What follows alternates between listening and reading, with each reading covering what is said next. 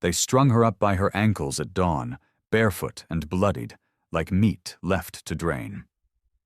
The sign beneath her read, "Thief," painted crooked in red over cracked wood, and the wind slapped it sideways every few seconds as if ashamed. Her name was Rhea, though no one in that town said it aloud anymore. She hadn't stolen food or cloth or coin, but herbs. Wild ones. Roots used for healing and breath. The preacher's wife had fallen ill, and Rhea had left a bundle at the doorstep, unpaid, unasked, but recognized by scent. That's when they came for her. Said she'd cursed the woman instead. Said the plants were savage tricks. Said she was lucky they weren't burning her. So now she hung from the hitching post outside the saloon, wrists tied behind her back, chin tipping toward the dirt, dark hair dragging through dust and blood. No one looked at her long. A few drunkards jeered. A child tugged her mother's dress and asked, "Why's that lady upside down?" The mother said, "Because she broke the law." But the law in Hollow Creek changed like the weather, cruel when it felt watched, silent when no one cared. Sheriff Dodd hadn't said a word, just nodded as the blacksmith hoisted the rope, and beside the post, tied up and still, stood the town's finest horse, Marshall's prize Palomino, Sable. Big, gold-coated, proud-chested, twitching with the scent of morning fire and stale beer. They tried to lead him away once the punishment began, but he wouldn't budge. Not for the whip, not for grain, not even when the marshal hissed curses and yanked the reins. Sable stayed, still as a statue, head turned toward Rhea's swinging form, ears pinned back. "Damned beast's broken," someone muttered. But by mid-morning, when the dust had stilled and the crowd thinned out, it was clear the only one not turning away from her was the animal. And in that quiet, something shifted. Not a rescue, not forgiveness, just a stillness too solid to ignore. Rhea, bruised and half-conscious, blinked against the blood sliding into her eyes. She saw hooves, she heard breathing, and she felt, somewhere deep beneath the ache and rope burn, the strange beginning of a standoff that wasn't hers to start, but just might end with her feet on the ground. By afternoon, Rhea's face had swollen on one side and her lips cracked from the heat. No one had come to give her water. No one dared. She was already a shadow, already branded, already counted out. But Sable had not moved. His great body was still fixed beside her, tail swishing only when flies gathered too bold. Marshal Greeley, red in the face, had tried again, first with salt, then with threats. "Move, you bastard," he growled, slapping the reins hard against the Palomino's flank. The horse only flinched once, then planted his hooves deeper into the dirt, his wide black eyes steady on Rhea's bruised ribs. "He's bewitched," the marshal spat, stepping back in disgust. "Damn thing's got Apache blood now." But that's when the town started watching. Not the girl, but the animal. It was the first time they'd noticed the way Sable stood. Not like a creature chained, but like a guardian set in place by something older than law. People whispered behind corners.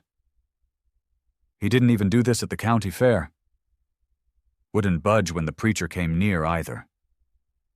By evening, even the barkeep's wife wandered out with a rag and a glance over her shoulder. She didn't untie Rhea. She didn't speak.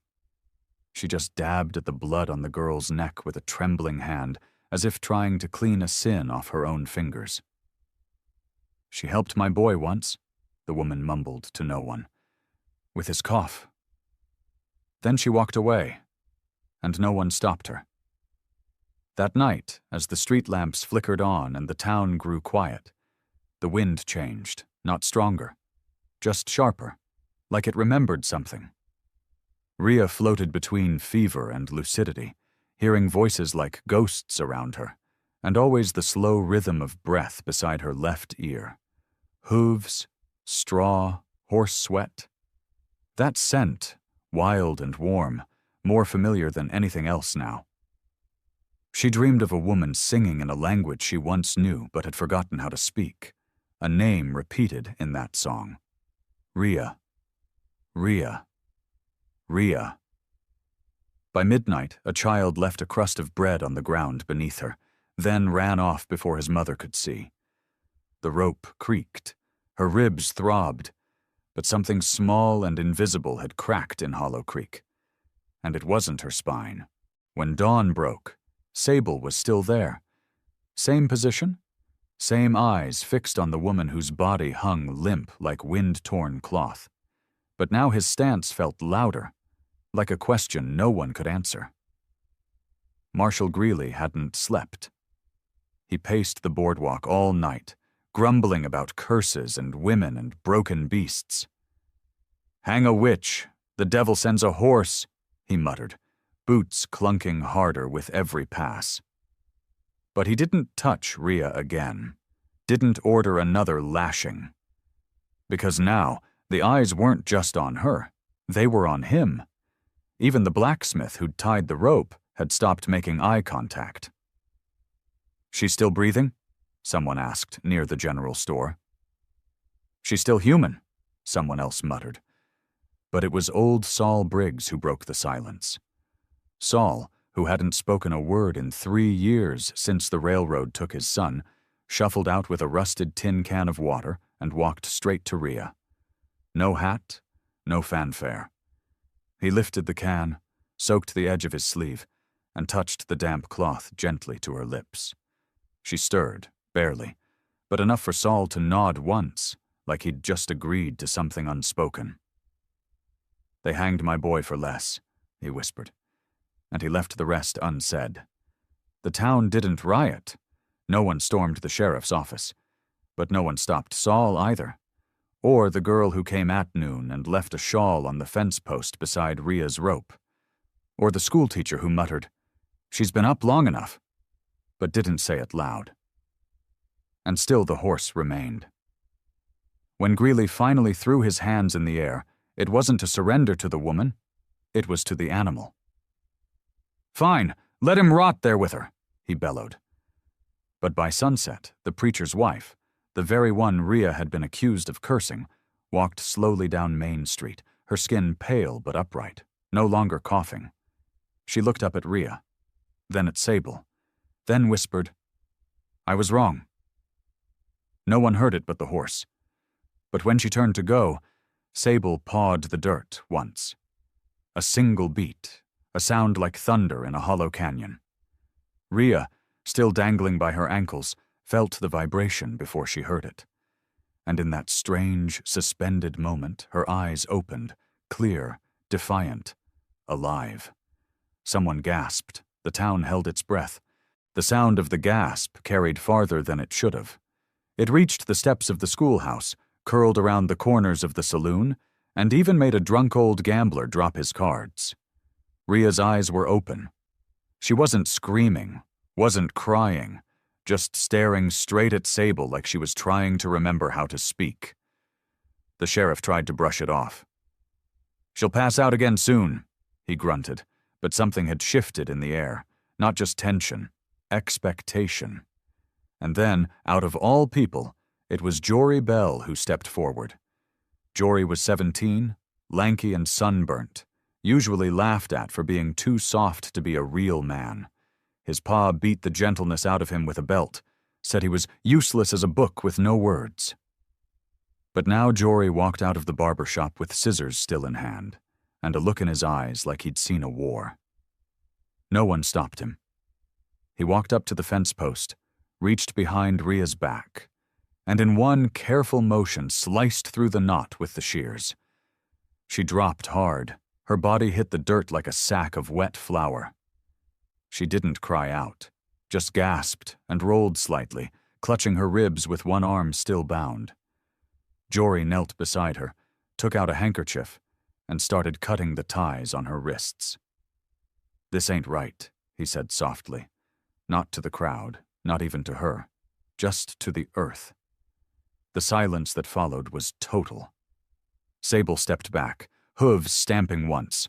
Rhea coughed, winced, and sat up on her elbows, bloody but upright. When Jory tried to help her stand, she slapped his hand away. Not out of cruelty, but dignity. She got to her knees on her own. "I'm not broken," she whispered, voice raw. Then she looked out at the people staring at her, mouths shut, hands still. Some looked away in shame, others didn't know what to feel. But nobody moved to stop her when she crawled to the trough, dipped her hands into the water, and washed the blood from her face. Sable followed, stood behind her like a shield. Rhea didn't thank them. She didn't weep. She just stood, spine cracked but spirit rising, and faced the town as if daring them to blink first. They had taken nearly everything, her name, her dignity, the breath from her lungs, but they hadn't taken her will. Rhea stood barefoot in the dust, spine bent like a river willow, but eyes steady, dripping water from her chin. When she finally drank from the trough, it wasn't desperation, it was defiance. She dipped both hands, lifted the murky water with trembling fingers, and let it run down her throat while the entire town watched in silence. Sable stayed beside her, not tethered, not commanded, just present. The preacher looked away first, muttering something about demons, and shuffled back inside the church. Others followed slowly, some in shame, some in fear, but no one spoke a word to her. Not even Marshal Greeley, who stood with fists clenched and mouth pressed flat, could make himself approach. He knew. Everyone did. They had crossed a line that could not be scrubbed clean. Rhea didn't walk away. She moved slowly toward the saloon porch, one step at a time, past the sign that still called her a thief, and picked up the rope that had bound her. She held it for a moment, coiled like a snake in her palm, then draped it over the railing. Not to return it, but to leave it there like a curse someone else would have to lift. Jory stood nearby, unsure if he should speak. When he finally whispered, "What will you do now?" She didn't answer him directly. She turned toward the open land behind the saloon, toward the hills where the sky widened and the road broke away from town. "I'll find where I was before they forgot me," she said. "Before I forgot myself."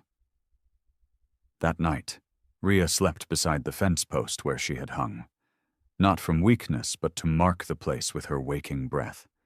She curled beneath the shawl left for her by a stranger, one hand resting lightly on Sable's flank, the other tucked under her bruised ribs. She dreamed of drums she hadn't heard since childhood, of fingers weaving herbs into braids, of a time when women knew how to name pain so it wouldn't fester. By morning, the trough was empty. The shawl was gone. And so was Rhea. Only Sable remained, standing exactly where he'd been since dawn 2 days before, ears perked toward the east, waiting for no one but watching everything. Rhea walked for half a day without looking back. The town disappeared behind her like smoke that didn't want to rise. Her feet bled through the dry weeds, but she didn't slow. Every step away from Hollow Creek felt like unpeeling something heavy from her skin. A shame that hadn't been hers to carry, a silence that had grown like mold between her ribs.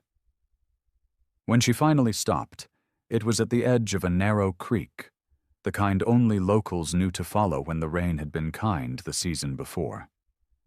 There, tucked between cottonwoods and sagebrush, she saw it. A small ring of stones half swallowed by moss, with bones of an old cooking fire still black in the center. Her mother had brought her here once, long ago, before white men renamed her clan, before sickness, before silence. Rhea knelt beside the stones, brushed away the dirt, and found beneath it the faint carving of a turtle, her mother's mark. Her own name had come from that story, the one about the turtle who carried the earth on her back, but could never be seen crying. Rhea ran her hand across the stone and whispered, "I remember." Then she built a small fire, not for heat, but for memory. She gathered leaves, herbs, wild onions, not to eat yet, but to sort. She pressed roots between her fingers, testing their dryness, naming them out loud. The words came back slowly. Taneka, Katu, Nivai. They sounded awkward in her mouth, but beautiful too, like a tongue finding its balance after being cut. That night, Sable found her again. She didn't hear him at first, only felt the earth shift behind her, the heavy exhale of recognition. He had followed her all that way, hoof by hoof, refusing every hand that tried to claim him back. Rhea didn't speak. She just looked at him, then back at the fire, and nodded once. "You can stay." He lowered his head beside her shoulder like an answer. And in that place where no one knew her name, where no one had tied her wrists or called her a curse, she finally slept under stars that didn't care who was guilty or forgiven. Only who could still listen to the land. The townsfolk assumed she'd fled into nothing, into brush and wild, the way exiled women were supposed to vanish, like a mistake never written down. But Sable's absence made it hard to forget. He'd been more than just a prize horse. He'd been the marshal's ego, the town's pride. And now he was gone, not stolen, but walked away of his own will, refusing reins, commands, feed. For a week, no one saw Rhea. Then someone noticed a trail near the south ridge, bundles of sage tied in a specific pattern along a deer path, the kind used by women who still remembered the old way of leaving signs for each other. Someone else spotted circles burned faint into tree bark, not accidental, but intentional, small smoke marks marking safe ground. Rumors turned quiet. The preacher stopped preaching about evil tongues and started coughing again. The blacksmith's wife began boiling water with bitter root leaves Rhea had once traded her, suddenly recalling the instruction to boil it twice. Still, no one dared speak her name. Not because they feared her, but because they feared how quickly their shame might answer back. Far beyond the ridge, in a clearing circled by cottonwood and stone, Rhea began to rebuild what she had never owned but had always belonged to. She stacked logs by hand, made crude tools from bones and iron scraps, used her own spit and ash to bind her cuts. Sable hauled rocks beside her without prompting, stood by the water as she dug narrow trenches to keep the firewood dry. At night, she sang. Not words, but sounds. Fragments of lullabies, fragments of prayers. Her voice cracked from disuse, but the canyon didn't care. It echoed her anyway. She didn't plan revenge, didn't pray for apology. She just built. A table, a fire ring, a woven screen of reeds to dry herbs on. One morning, she awoke to find 3 chickens pecking at the edge of her cleared ground. No note, just a bundle of seed beside them. She smiled faintly. Somewhere, someone still remembered what she'd healed. She said nothing. But she fed the birds and tilled the soil, not as a return, but as a continuation. Her name wasn't whispered with pity anymore. It wasn't whispered at all, because out here it was spoken in full voice, and finally heard. It was the smallest feet that found her. Bare, dusty, running. She heard them before she saw the boy. Sharp breaths through the cedar trees, snapping twigs in a rhythm too fast for an animal, too light for a grown man. Rhea stood from where she'd been grinding roots and turned slowly, a dried stalk still clutched in her hand. The boy came skidding into the clearing, panting hard, eyes wide and wild. Maybe 8 years old. Shirt torn, knees scraped, carrying nothing but a cloth bundle and the smell of fear. "They said you were a witch," he blurted. "But Mama said you healed her feet when the boils came. She said if I ever got lost, I could find the woman with the fire eyes." Rhea didn't speak. She crouched slowly, her own ribs aching from where they had been cracked. The boy's chest heaved. "They sold my sister," he whispered, voice breaking. "I bit the man, then I ran." He held out the bundle like an offering, and Rhea unfolded it. Inside were 2 hard biscuits, a strip of cloth with old blood, and a single crow feather. She nodded once. "You ran far," she said softly, the first words she'd spoken in days. The boy nodded, then collapsed at her feet. Sable stepped forward then, nose low, ears forward, not threatening. Curious. The boy flinched at first, then saw the horse's eyes, and reached a hand out like he knew how to speak to animals better than people. Rhea lifted the child carefully and carried him to the fire. She made broth from bone and onion, pressed a cold stone against his bruises, and placed the feather above her door. Not as decoration, but recognition. Someone had trusted her again. Someone small. Someone brave. That night, the boy curled against the horse's belly like a pup beside a warm wall, and Rhea sat watch with a knife in her hand and ash on her cheekbones. Not in fear, but in promise. Tomorrow she would find where the girl had been taken. She would mark a path. She would teach the boy the names of stars and roots and stones that could cut if needed. Not all healing meant softness. Some healing required teeth. And Rhea remembered both now, how to soothe and how to survive. By the time Rhea reached the edge of Whisper Rock, the boy asleep on Sable's back and her pack slung low, the wind had turned hot and dry, carrying the scent of pine smoke from somewhere far off. It reminded her of when the women used to burn cedar to cleanse lies from a house. This wasn't that kind of fire. This one walked upright. She had followed the wagon ruts south for 2 days, reading the broken reeds, the crushed berries, the forgotten boot prints of impatient men. Every trail told a story. Every branch bent sideways spoke of a burdened child. She didn't need a map, only her memory, and the way the earth still bent toward pain. At a trading post near the edge of Lakota land, she asked nothing. She only watched.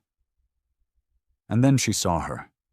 A girl, maybe 10, too still for her age, sitting behind a crate of boiled corn with her eyes glazed like frost. Rhea walked right up, looked her in the face, and said, "Your brother bit a man for you." The girl blinked once, then twice. Then her chin dropped into her chest as if the tension had been the only thing keeping her upright. A man in a leather coat stepped forward. "That one yours?" he asked, mouth curling. Rhea turned. Her voice was calm. "She is now." The man chuckled, then reached for her arm. Sable stepped between them. No noise, no command, just presence. The man stepped back, raising his hands, suddenly unsure whether the woman or the horse was the one he should fear more. Rhea took the girl's hand, turned her back on the post, and walked. No one followed.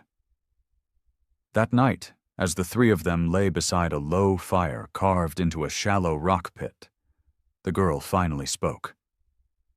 "Mama died from the fever," she said. "They said we were payment." Rhea nodded once, then taught her how to stir ash with a cedar branch to read wind patterns. The boy stirred beside them, muttering in sleep, and for the first time in years, Rhea smiled. Not because she was safe, but because someone else might be now. She was no longer just a woman who'd survived the hanging. She was a fire, walking forward, and not one soul dared put her out. They returned to Hollow Creek at dawn. Not in shame, not in secret, but in a slow walk that made every sound louder. The crunch of hooves, the creak of leather, the breath of 2 children who no longer flinched at every sudden noise. Rhea walked at the front, braids looped tight, a bundle of sage strapped across her back, and the old hanging rope coiled loosely at her waist. Not as a weapon, but as a reminder. No one stood in the square to greet them. Not at first. But the sound of Sable's steps on the plank walk echoed like judgment. One by one, faces appeared. Behind curtains, from alleys, around corners. Some gasped. Some lowered their gaze, but none dared speak. She walked to the fence post where she had once hung and tied the rope back exactly where it had been, high, tight, and with the knot still stained red. Then she hung something new beneath it, a bundle of braided grass and cedar, a ribbon torn from the dress of the girl now safe at her side, and a single crow feather from the boy's bundle. Not vengeance, not forgiveness, just truth. Something they'd all see every day. When Marshal Greeley stepped onto the boardwalk, he looked older than she remembered, smaller somehow. "You ain't got claim here," he said weakly. Rhea met his eyes. "Good," she replied. "I'm not staying." She turned to the crowd. "I came so you'd see what you built doesn't hold." Then she looked down at the children, both of whom now stood beside her, silent but unshaking. "You taught them to be quiet. I taught them to plant." With that, she walked away, through the center of town, through every shadow that had once tried to swallow her. They passed the saloon, where Jory Bell watched from the doorway, nodding once with a hand over his heart. They passed the church, where the preacher's wife held her breath. And when they reached the tree line, the girl turned to look back. "Are we free now?" she asked. Rhea looked forward, toward the clearing they'd call home. "We're fed," she said. "That's how it starts." Behind them, the rope swayed in the morning wind, but no one dared touch it. Not again. Please like, share, and subscribe for more true-hearted tales here on Echoes of the West. If you had seen her tie that rope back herself, would you have looked away? Or stepped beside her? Tell us in the comments.